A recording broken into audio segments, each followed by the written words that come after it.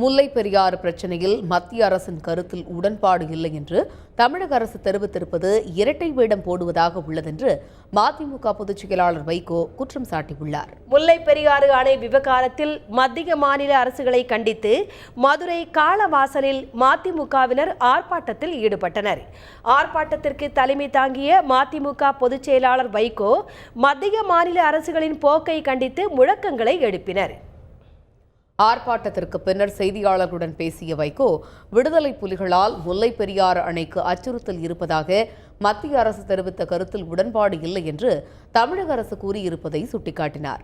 கடந்த 3 ஆண்டுகளில் விடுதலை புலிகள் அமைப்பு மீது போடப்பட்ட வழக்குகளை வாபஸ் பெற தமிழக அரசு தயாரா என்றும் வைகோ கேள்வி எழுப்பியுள்ளார். இந்த விவகாரத்தில் தமிழக அரசு இரட்டை வேடம் போடுவதாகவும் வைகோ குற்றம் சாட்டினார்.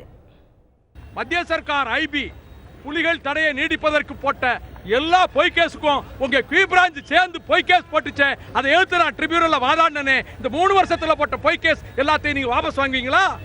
யாரை ஏமாத்துறீங்க?